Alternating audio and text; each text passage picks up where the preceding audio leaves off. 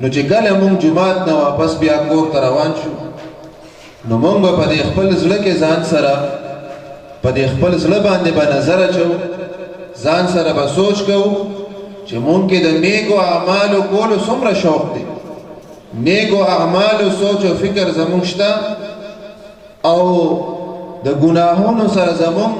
شوق زیات دی او که د هغې نه ګناهونو نه زمونږ نفرت زیات دی ځکه مؤمن چې وي دی به د نیکو اعمالو کوشش زیات کوي نیکو اعمالو طرف ته به د توجه زیاتوي او چې کم مؤمن د هغې ایمان کمزوري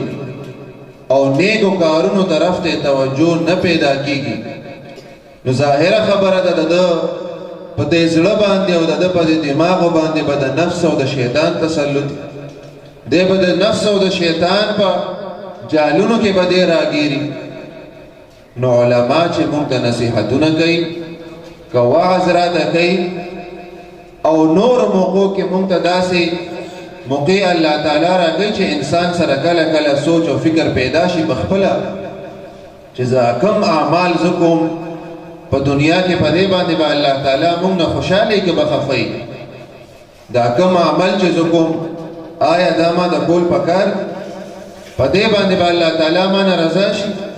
او د الله حبیب صلی الله علیه وسلم هغوی به ما نه په دې عمل باندې خوشحال شي د یو بزرګ نه چا تپوس چې تقوا څه ته ویل کېږي هغه بزرګ ورته په جواب کې فرمایي چې ته د خپل خواهشات دا د یو جسم په شکل کې په یو پلیټ کې کېده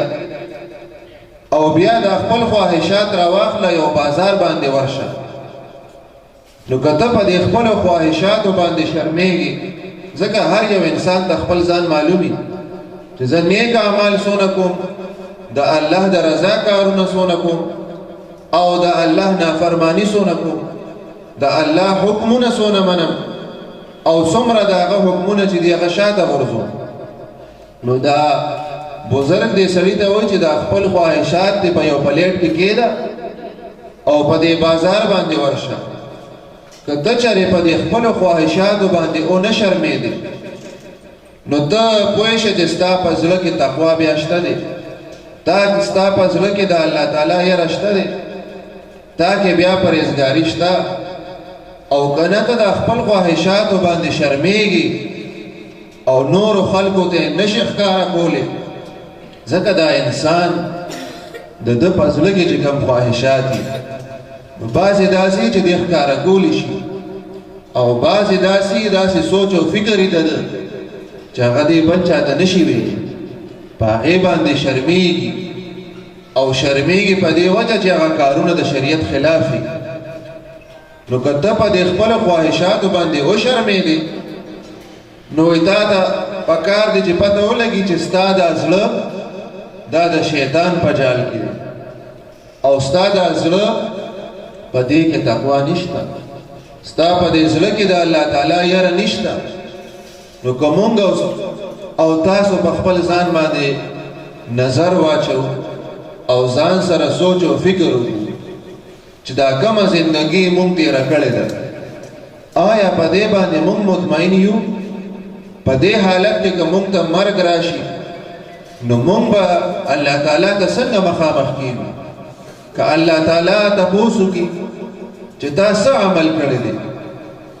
نو مونږ به الله تعالی ته څه جواب ورکړو چې مونږ په دنیا کې دا وخت چې کوم تېر مو دا مو په نیکو کې تېر کړی او که نه ګناهونو کې مو تېر کړی نو ډېر کم خلک داسې چې هغوی مطمئني په خپل زړه کې هغه نیکان صلحا هغه نیک عمل چې کوي نو هغوی مطمئني په خپل ځان باندې او چې د چا عمل کمزوري دی په دې انتظار باندې وخت تېروي چې انشاءالله توبه به وباسم عمرې ته به ځم بیا به توبه وباسم که خیري یا به حج ته چې لاړ شم بیا به توبه وباسم نو آیا ده سره دا ګارنټي شته چې دی به حج پورې جم دی یا ده ته به د عمرې موقع میلاویږي یا به د روژه کې به توبه وباسم دی به روژې ته رسي که به نه رسي یو بل بزرګان دین اولیاء الله دی نیک عملم کوي او د دې په زړه کې خوف هم وي مطمئن په دې وي چې الله تعالی راته د نیکو اعمالو توفیق راکړی دی او شکر وباسي چې الله تعالی د ګناهونو نه بچ کړی دا نیک عمل دا کول دا د الله تعالی په توفیق باندې کیږي نو دغه خلک په دې خبره شکر ادا کوي چې الله تعالی راته د نیکو اعمالو توفیق راکړی دی نیک اعمال کوم شکر دی د ګناهونو نه ځان ساتم خو دغه خلکو تقوا دومره زیاته وي په زړه کې یاره د الله تعالی دومره ډېره چې بیا هم ځان سره سوچ او فکر کوي خپله نیکي ورته هغه ورته کمزور ښکاري خپل عمل دا ورته کمزور ښکاري او عمل چې وکړي نو بیا هم ځان سره سوچ او فکر کوي چې آیا الله تعالی به زما د عمل قبول کړي آیا زما د کوششونه دا تلاوتونه دا ذکرونه دا به الله تعالی قبول کړي بیا هم په زړه کې خوف وي مونږ عام خلک مونږ چې مونځ وکړو په هغې هم خوشحاله یو خوشحالي پې پکار ده خو مونږ سره دا فکر نه وي چې دا مونځ مونږ وکړو دې کې مو سوچ او فکر هغه الله تعالی طرف ته او که نه دنیا طرف ته مونځ به سر ته ورسو خو دا اندازه راته نه کېږي چې ما څو رکعات وکړو او یا امام پسې مونځ وکړو دا پته هم راته نه لګي چې د امام په دې مونځ کې کوم صورتونه وي ځکه ولاړ خو مونځ ته یو الله تعالی ته ولاړ یو خو سوچ او فکر هغه مو په دنیا کې وي د دنیا سوچ او فکر کوو چې کوم ځای نه به راته ګټه میلاوي او نور دنیاوي فکرونه سوچونه هغه د انسان په زړه کې تاویږي او مونځ خو دې ته ویل کېږي چې الله تعالی ته انسان مخامخ شي نو دې به دا یقین کوي چې زه الله تعالی وینم دا سوچ او فکر او تصور به دی او که الله تعالی نه ویني نو دا سوچ او فکر خو به د هر چا دماغو کې راځي او ذهن به جوړیږي چې الله تعالی خو ما ویني نو د یو عام سړي په مخ کې د یو قاری صاحب په مخ کې د یو مولانا صاحب په مخ کې چې سړی مونځ کوي او دا سړی پوه شي چې ما ته خو دا قاری صاحب ګوري دا مولانا صاحب راته ګوري نو زه به دا مونځ لږ په مزه وکړم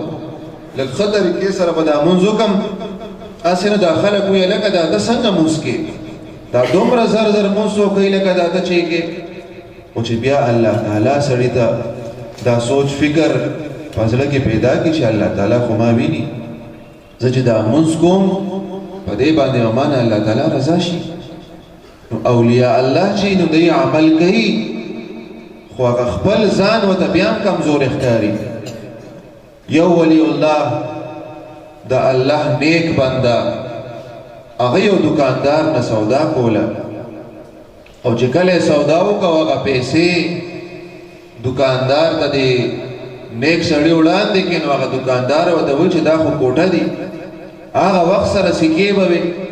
وایي دا خو کوټه سکه ده دا خو نه چلیږي دا بزرګ چې و دی په ژړا شو خپل مریدان هم ورسره دي شاګردان ورسره دي هغوی ورته وایي صاحبه دا خو دونه خبره نه ده مونږ سره پیسې شته دی دا د مونږ به پیسې به ستاسو په ځای به دې دوکاندار ته مونږ ورکړو نو دغه بزرګ ورته په جواب کې وایي چې خبره د پیسو نه ده څنګه چې ما دې دوکاندار ته دا پیسې ورکړي او دکاندار ما ته پیسې واپس کړي دا پیسې نه لګي که سبا آخرت ورځ شي او زه الله تعالی ته مخامخ ولاړ یم او زه ورته د خپل عمل وړاندې کړم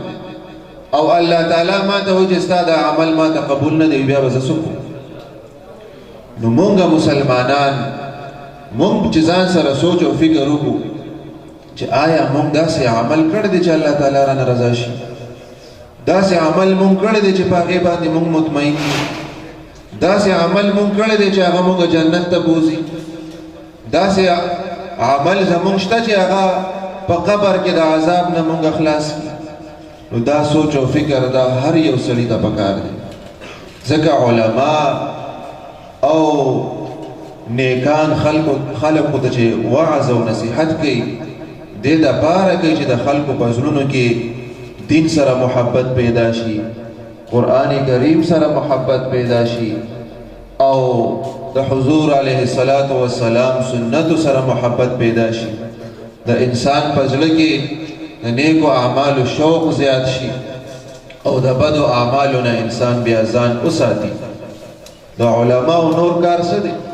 په زوره خو سړی د لاس نه نشي نیوي، خو بس دا وعظ به کوي، نصیحت به کوي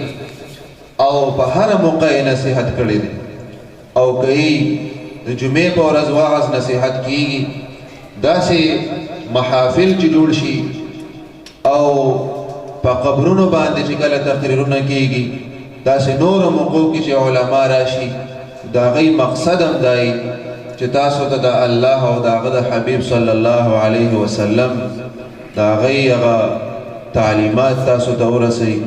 د هغوی پیغام تاسو ته ورسوي چې دین مونږ ته څه حکم راکوي، د کومو کارونو مونږ ته حکم کیږي او د کومو کارونو نه منع راغلی ده. نو دغه وعظونه نصیحتونه دا مونږ او تاسو ته کیږي. خو دعا به کوو چې الله تعالی دې زمونږ او ستاسو په زړه کې تقوا پیدا کړي. په دغه وعظونو نصیحتونو علماو دا بیانونه چې مونږ او تاسو ته کیږي، په هغې باندې مونږ ته الله